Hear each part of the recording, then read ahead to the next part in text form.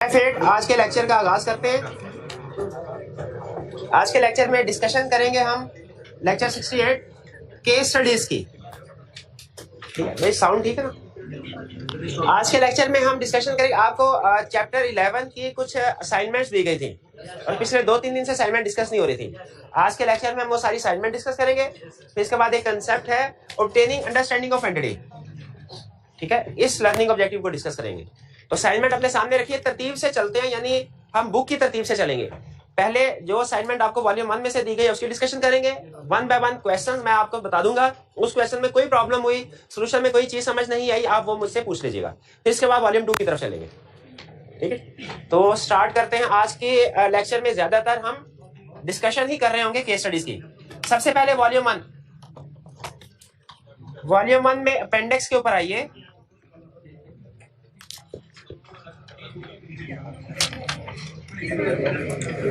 जी, appendix में सबसे पहले केस स्टडी 1 जी।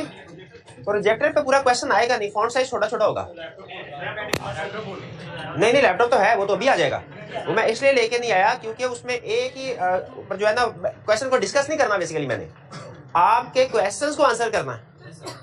समझ रहे लेक्चर की नेचर। आप मुझे बताएंगे सर केस स्टडी 1 में ये लाइन है, इसमें से ये रिस्क लिखा जाना चाहिए था, वहां पे नहीं लिखा हुआ। यहाँ सोल्यूशन में ये रिस्क है, आप बताइए कि ये रिस्क क्वेश्चन में किस इंफॉर्मेशन से आया। ठीक है, तो ये एक तरह से क्वेश्चन आंसर सेशन है हमारा इन इस असाइनमेंट के ऊपर। ये केस स्टडी डिस्कस नहीं करवानी। पहले बता क्या मतलब, असाइनमेंट नहीं करके आए? ये कौन है पहले? ओ भाई, असाइनमेंट किधर है? असाइनमेंट नहीं करके आए? चले, अगर क्लास में 5-7 स्टूडेंट्स ने भी असाइनमेंट की हुई है और वो जो क्वेश्चन पूछेंगे तो सबका भला हो जाएगा। ठीक है, चलिए केस स्टडी 1। वैसे कोई 5-7 स्टूडेंट ने असाइनमेंट की हुई है ना? कितने स्टूडेंट्स ने ये केस स्टडी 1 की हुई है अटेम्प्ट, और केस स्टडी 2, और कितनों ने केस स्टडी 3 भी अटेम्प्ट की है? चलो बट ठीक। केस स्टडी 1 में कोई प्रॉब्लम जी?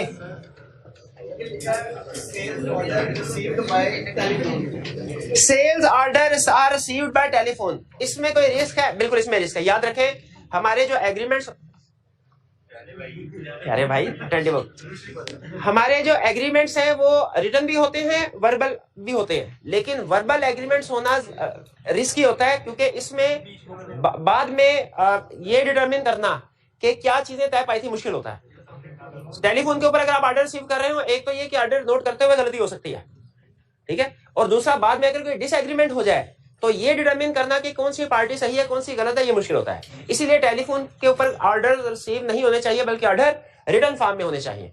और अगर आप किसी डिस्टेंट लोकेशन पे, दूर दराज की लोकेशन पे है, ऑफिस में नहीं आ सकते, तो वेबसाइट के ऊपर आपका रिटर्न फॉर्म मौजूद होना चाहिए। रिटर्न वो आप डाउनलोड करें, जो भी आपका कस्टमर है उसको फिल करके आपको फॉरवर्ड करें। जी,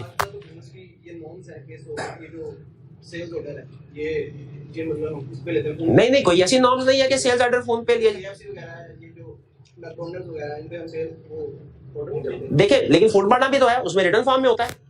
अगर आप कहीं पे फर्ज कीजिए सेल्स ऑर्डर की प्रैक्टिस वर्बल हो भी रही है, याद रखिए वो कंट्रोल रिस्क है, उसमें बाद का डिस्प्यूट राइज हो सकता है। ठीक है, डिस्प्यूट, और अगर डिस्प्यूट राइज आ जाए तो प्रॉब्लम जी, हांडे वाला बर्गर आ जाता है। अच्छा चला ठीक है, केचप लिखा होता है, ऑर्डर में केचप ही नहीं था। ठीक है, प्रॉब्लम समझ आ गई। और कोई क्वेश्चन? 1 बाय 1 जी, 1 बाय जी।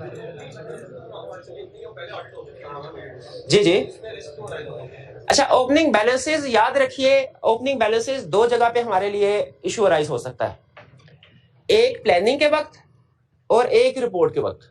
याद रखिए, स्टैंडर्ड क्या कहता है कि हमने एज ऑडिटर ओपनिंग बैलेंसेस को वेरीफाई करना है, हमारी जिम्मेदारी है। जब कभी चेंज ऑफ ऑडिटर होता है, हम ये नहीं कह सकते कि ओपनिंग बैलेंसेस पिछले साल के क्लोजिंग बैलेंसेस थे और पिछले साल के ऑडिटर ने वेरीफाई कर लिए, हमने इनको चेक नहीं करना, ये नहीं कह सकते।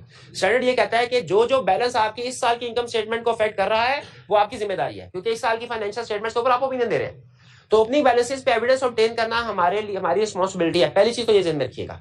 और इनिशियल ऑडिट में ये बड़ा रिस्क होता है कि ओपनिंग बैलेंसेस को किस तरीके से वेरीफाई किया जाए। आपको याद होगा हमने चैप्टर 9 में जो एडिशनल प्लानिंग एक्टिविटीज कवर की थी, उनमें एक बड़ा इशू ये भी था जो हमने इनिशियल ऑडिट में कंसीडर करना है, ओपनिंग बैलेंसेस पे एविडेंस कैसे ऑब्टेन किया जाए। तो इसीलिए ये एक इशू होता है और हमने हमारे लिए इनिशियल ऑडिट में मुश्किल होता है, क्योंकि ओपनिंग बैलेंसेस 1 साल पुराने बैलेंसेस है। डेफिनेटली जितना बैलेंस ज्यादा पुराना होगा उसको वेरीफाई करना उतना मुश्किल होगा।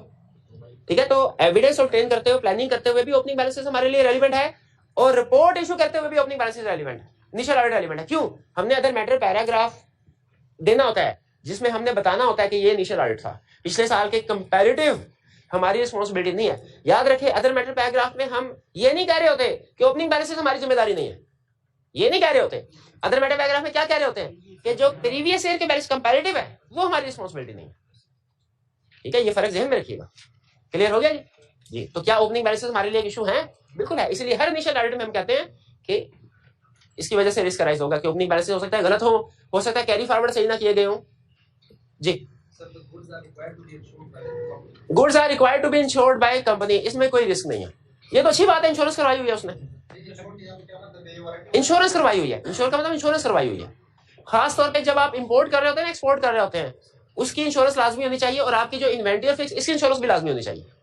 ठीक है, हमने गोइंग कंसर्न का टॉपिक पढ़ा, उसमें आग लगती थी, तो उसके बाद हमने गोइंग कंसर्न का पैरा ऐड करना है कि नहीं करना। अगर ऐसा, ये एक बड़ी चीज इस फैक्टर में डिपेंड करती थी इंश्योरेंस करवाई है कि नहीं करवाई। अगर इंश्योरेंस करवाई हो तो हम कहते थे प्रोबेबली ये कंपनी गोइंग कंसर्न है, इशू राइज नहीं होता। क्यों इशू राइज नहीं होता? क्योंकि इंश्योरेंस वहां से रिकवरी हो जाएगी। हाँ, हम फिर उस सूरत में हमारा ये मसला होता था कि इंश्योरेंस वहां जो रिकवरी होगी कंपनी ने रिकॉर्ड तो नहीं कर लिया उसको, क्योंकि वो कंटीजेंट रिसीवेबल है। ठीक है, हाँ। और अगर वो क्वेश्चन में कहता कि इंश्योरेंस नहीं करवाई हुई या अंडर इंश्योर्ड है, इंश्योरेंस थोड़ी सी अमाउंट की करवाई हुई है बस, तो उस सूरत में हम कहते थे अब चूंकि पैसे नहीं मिल पाएंगे पूरे, अब गोइंग कंसर्न का इशू है।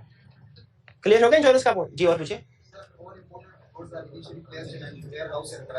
सर इसमें कह रहे हैं कि इनिशियली हम याद रखते हैं, लेकिन आगे ये नहीं कह रहा कि हम वेरियस लोकेशन पे सेंड करते हैं दोबारा। ऑल गुड्स कह रहा है इनिशियली हम कराची वेयर हाउस पे रखते हैं, इसके आगे ये नहीं कह रहा कि डिफरेंट लोकेशंस के ऊपर हमने इन्वेंटरी को स्टोर किया हुआ है कि नहीं। ऐसे रिस्क में लिखा हुआ है वेरियस लोकेशंस पे उसको रखते हैं। क्वेश्चन में कहीं ना कहीं उसने इंफॉर्मेशन दी होगी कि वेरियस लोकेशंस पे रखा जाता है। ठीक है, क्वेश्चन में कहीं लिखा होगा भाई, से ऐसे ना करें, यहाँ सेकंड लाइन में लिखा तो है the company has its own retail outlets in all major cities. हाँ जी, रिटेल आउटलेट्स हैं। लेकिन फर्ज कीजिए अगर आप इससे मुतमिन नहीं भी होते तो कोई बात नहीं, आप क्वेश्चन में बड़े रिस्क मौजूद है ना, आप उनको डिस्कस कर लीजिए। ये कंसर्न मैंने आपको बताया था ना। देखिए सोल्यूशन बनाते हो ना, हमारी प्रैक्टिस क्या होती है, हम टीचर बल्कि पहले एग्जाम की प्रैक्टिस सुन लें। नॉर्मली जो एग्जाम होते हैं ना, नॉर्मली एग्जाम इंटरनेशनल ACCA के ICW के, वो अगर रिस्क असेसमेंट का क्वेश्चन इंक्लूड करेंगे ना और आपसे कहेंगे इसमें से 5 रिस्क आइडेंटिफाई करें, या क्वेश्चन में उसने फॉर एग्जांपल उसने 10 मार्क्स दिए हुए हैं, 2 marks for each risk and explanation, और 5 रिस्क आपने लिखने हैं। क्वेश्चन के अंदर 7 या 8 रिस्क मौजूद होंगे, 1 या 2 ज्यादा देता है। ये इंटरनेशनल प्रैक्टिस है, ताकि स्टूडेंट अगर किसी एक आधे को आइडेंटिफाई नहीं भी कर पाते, 80% भी क्वेश्चन को अटेम्प्ट तो उन्हें पूरे मार्क्स मिल जाए। ठीक है, ये नॉर्मली ICAP इस तरह की प्रैक्टिस नहीं करता। नॉर्मली ICAP के क्वेश्चन में अगर वो 5 रिस्क मांग रहा है तो मोस्ट प्रोबेबली 5 रिस्क ही होंगे, लेकिन नहीं 4 5 तो होंगे। लेकिन हमने ICAP के सम टाइम पेपर के बाद वो फीडबैक लेता है टीचर से, तो किसी वक्त में टीचर ने सजेशन ये दी थी कि आप इसमें मार्जिन थोड़ा ज्यादा रखा करें, और खास तौर पे ऐसे क्वेश्चन जो रिप्रोडक्शन के होते हैं रटे वाले, क्योंकि किसी की मेमोरी इतनी परफेक्ट नहीं होती कि अगर बुक के अंदर 5 चीजें हैं तो 5 ही आपने पूछी, सारी उसे याद हो। ठीक है, तो उसका 1-2 मार्क तो ICAP ने कुछ क्वेश्चन में आपने नोट किया होगा, और अब उसकी ये प्रैक्टिस थोड़ा शायद वो चेंज करने की कोशिश कर रहा है, मार्जिन देता है, लेकिन अभी भी मार्जिन इतना ज्यादा नहीं है। यानी अगर 5 वो आपसे पूछेगा तो क्वेश्चन में ज्यादा से ज्यादा 6 रिस्क होंगे, इससे ज्यादा नहीं होंगे। लेकिन इस तरह के क्वेश्चन में देखिए रिस्क असेसमेंट में लेकिन मार्जिन अक्सर होता है। रिस्क असेसमेंट में ये मैंने खुद देखा हुआ है। रिस्क असेसमेंट में अगर वो आपसे 5 रिस्क मांग रहा है तो क्वेश्चन में 2-3 रिस्क उसने एक्स्ट्रा रखे होते हैं। अगर आपको कोई एक रिस्क आप, क्योंकि जजमेंट की बेस पे ना हो सकता है आपके लिए सिचुएशन में रिस्क हो, इनके लिए ना हो, तो जजमेंट की बेस पे इसलिए अगर आपको लगे क्योंकि एक रिस्क क्वेश्चन में अराइज नहीं हो रहा, आप उसको छोड़ दीजिए, आप दूसरे रिस्क को डिस्कस कीजिए।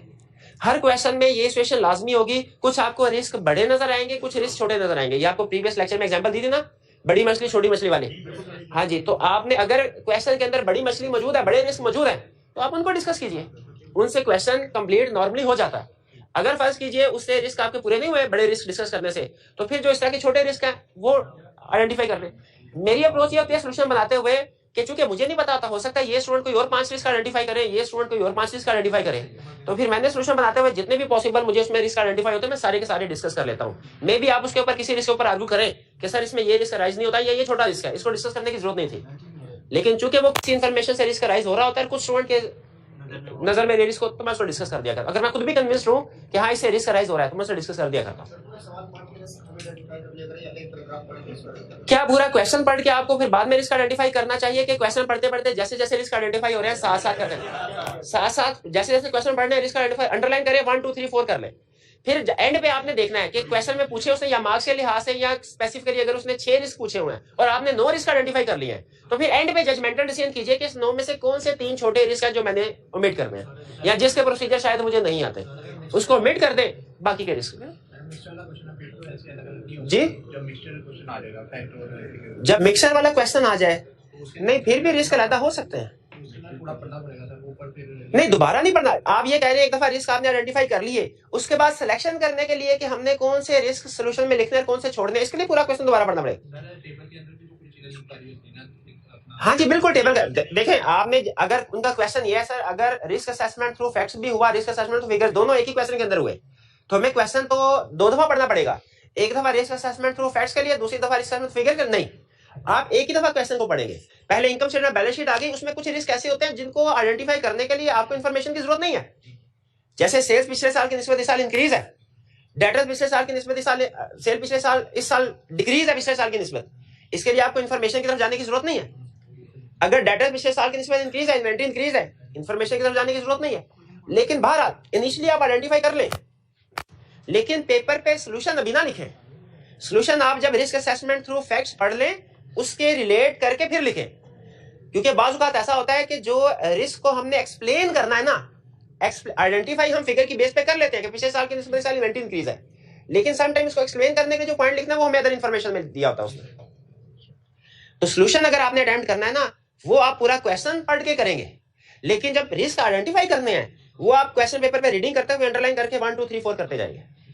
ठीक है, आपको पता चला डेटर्स में रिस्क है और नीचे उसने डेटर्स की एक और रीजन दी हुई है कि किसी के साथ डिस्प्यूट भी चल रहा है, आप उसे लिंक करते हैं। आपको पता चला कि जी एडमिन एक्सपेंसेस तो जो है वो ठीक है, कोई रिस्क नहीं है, नीचे उसने ऐसी इंफॉर्मेशन दी हुई है कि जी सीएफओ सीईओ छोड़ के चला गया और 4 महीने के लिए उसकी पोजीशन वेकेंट रही है, तो अब इसमें रिस्क आ गया कि इस एडमिन एक्सपेंस तो कम होने चाहिए, उसको रिलेट कर। ठीक है, तो आपने जो रिस्क आइडेंटिफाई करने ना क्वेश्चन पेपर, वो साथ साथ क्वेश्चन रीड करते जाए, साथ साथ आइडेंटिफाई करते जाए, लेकिन जो अटेम्प्ट करना शुरू करना है ना, जब तक आप पूरा क्वेश्चन ना पढ़ लें आपने लिखना शुरू नहीं करना। क्लियर होगी ये बात? और कोई क्वेश्चन? जी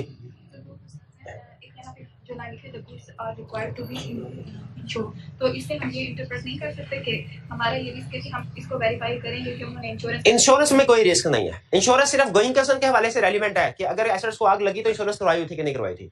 क्लाइंट अगर इंश्योरेंस करवा रहा है हम कहेंगे अच्छी बात है, इंश्योरेंस करवाना अच्छी बात है। इंश्योरेंस ना करवाना ये भी रेगुलर रिस्क नहीं है, अगर आग लग जाए गोइंग कंसर्न की वजह से रिस्क राइज होता है उस सूरत में।